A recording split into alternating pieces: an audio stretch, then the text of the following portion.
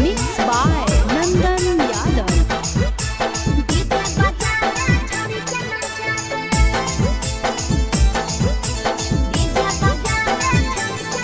आगे कथी के बिजनेस करो पहुनवा हमरा बतावेंगे।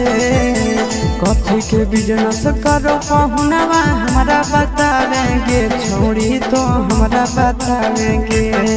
हेरे हमर बलमुआ डीजे बजावे छड़ी के नचावे। हमर बलमुआ डीजे बजावे। आगे कथी के बिजनेस करो बलमुआ हमरा बतावेंगे। छोड़ी तो हमरा बतावेंगे। हेरे हमर बलमुआ डीजे बजावे छड़ी के नचावे।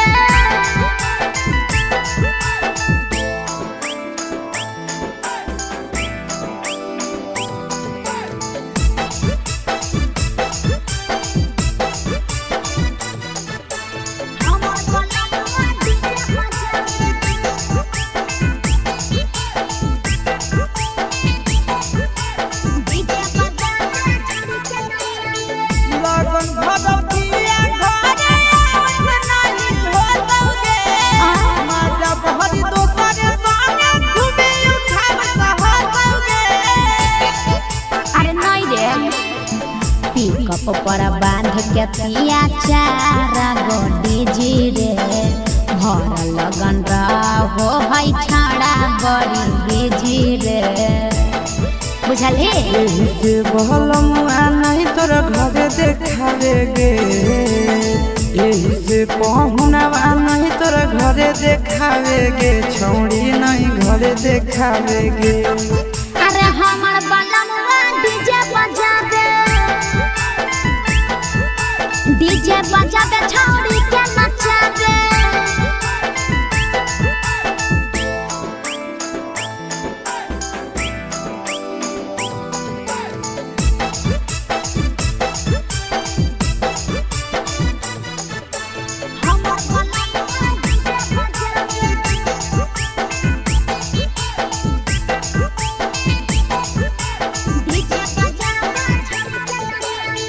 लाल पियर हरियर खूबे जरता दौलत लगे। आशीष नंदन के बजता झुमट लगे। पागल कहीं पे सैया वाला डीजे के हमर सभे है दीवाना रे। बाजो है डीजे पर लिखल प्रिंस प्रिया के गाना रे। महीना में कितना दिन ले बुकिंग करावेगे।